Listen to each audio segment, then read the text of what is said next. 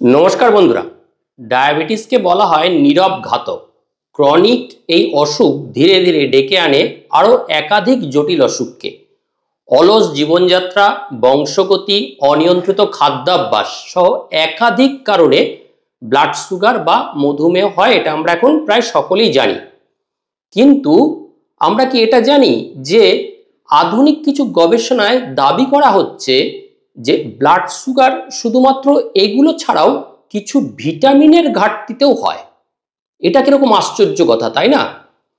তাছাড়া রক্তে সুগারের মাত্রা যদি বাড়েও আমাদের শরীর থেকে কিছু ভিটামিন লস হয়, তাই ডায়েটেও রাখতে হবে এই রোগের কঠিন পরিণতি ঠেকাতে কিছু ভিটামিন, নয়তো শরীরকে ডায়াবেটিস অতি দ্রুত কিন্তু দুর্বল করে ফেলবে।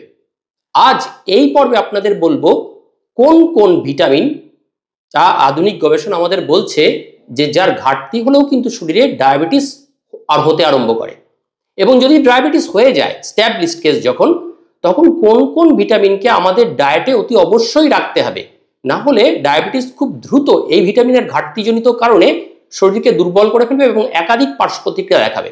তাই ভিডিওটি স্কিপ না করে লাস্ট অবধি দেখতে থাকুন, অনেক নতুন বৈজ্ঞানিক তথ্য পাবেন।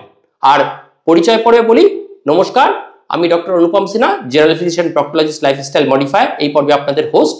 আর আপনারা দেখছেন আপনাদের নিজেদের YouTube channel doctor Anupam helpful.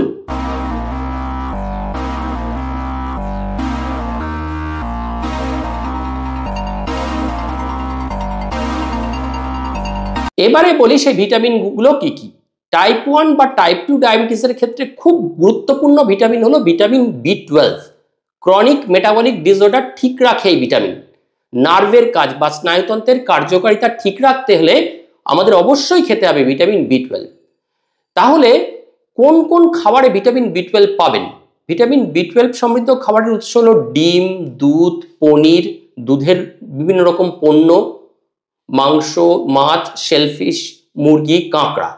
কিছু নিরামিষ খাবার যেমন সোয়াবিন, চাল ধোয়া জল, পাশাপাশি সোয়াবিনের বিভিন্ন আইটেম, সোয়াবিন দুধ, এগুলো ভিটামিন বি এর একটি শক্তিশালী এবং বিকল্প উৎস। এছাড়া ভিটামিন B12 সমৃদ্ধ কিছু ফল খেতে পারেন, যেমন আপেল, কলা, কমলা লেবু, ব্লুবেরি, কিউই। এগুলো ফলের পাশাপাশি ভিটামিন B12 সমৃদ্ধ শুকনো কিছু খাওয়ার ফল রয়েছে, যেমন বাদাম, কাজু, কিশমিশ, আখরোট, চীনা বাদাম। এগুলোতে বেশ ভালো পরিমাণ কিন্তু ভিটামিন B12 আছে।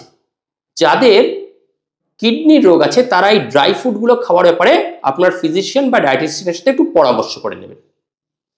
2 নম্বর ভিটামিন, যেটা আমেরিকান ডায়াবেটিক অ্যাসোসিয়েশনের মতে মধুমেহ রোগ বা ডায়াবেটিস নিয়ন্ত্রণে সবচেয়ে বেশি কার্যকর, সেটা হলো ভিটামিন ডি। এই ভিটামিনের গুণে শরীর যথাযথভাবে আমাদের প্যানক্রিয়াসে তৈরি যে ইনসুলিন, যেটা ডায়াবেটিসের প্রধান হরমোন, তাকে ব্যবহার করতে পারে। ভিটামিন ডি এর অভাবে যদি শরীরে অভাব হয়, তাহলে শরীরে নিজের ইনসুলিন তৈরি করা, আমাদের অগ্নাশয়ে যে আইলেটস অফ ল্যাঙ্গারহ্যান্স সেল থেকে ইনসুলিন তৈরি হয়, তা উৎপাদন কমে যায়। ডায়াবেটিসে পায়ের তলায় সংক্রমণ হয়, ভীষণ সার্কুলেশন কম হয়, তো তাই ডিস্টাল পার্টে শরীরের পায়ের তলায় ভীষণ সংক্রমণ হয় বা ফুট আলসার হয়, সারতে চায় না, অনেক সময় প্রাণ বাঁচাতে পা অ্যাম্পুট করতে হয়। এটাও কমাতে কিন্তু খুব ভালো পারে ভিটামিন ডি। ইনসুলিন রেজিস্ট্যান্স কমাতেও সাহায্য করে ভিটামিন। গ্লুকোজ মেটাবলিজমও প্রভাব ফেলে ভিটামিন ডি। বলছি, এই চার্টটা দেখলেই বুঝতে পারবেন, এই চার্টটা খুব গুরুত্বপূর্ণ। এই চার্টটা একটু ভালো করে দেখুন যে ভিটামিন ডি, দেখুন ওপরে লেখা আছে ভিটামিন ডি।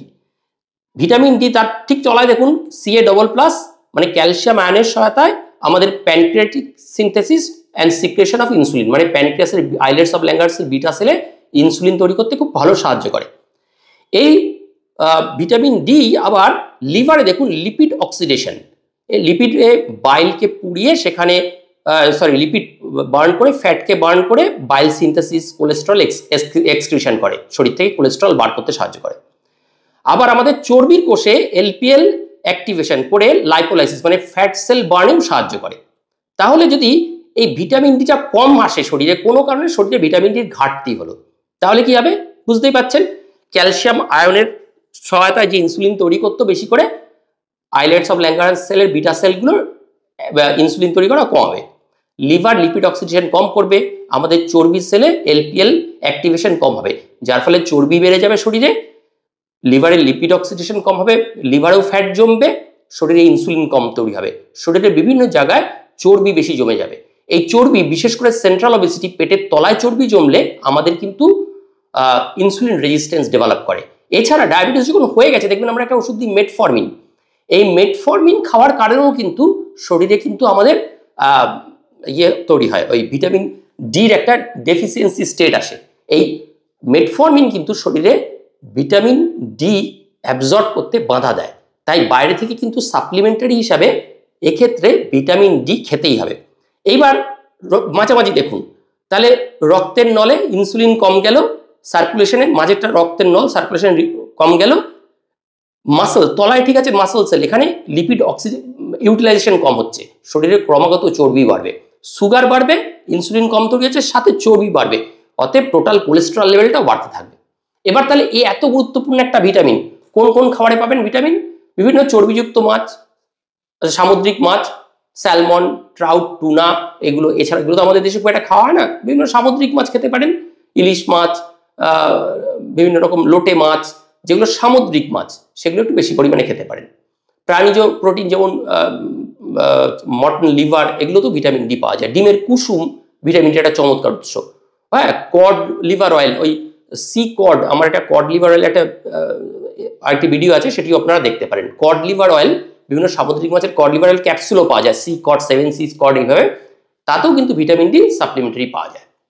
এছাড়া পর্যাপ্ত সূর্যালোক, সেটা তো রইল উপরই পাওয়া।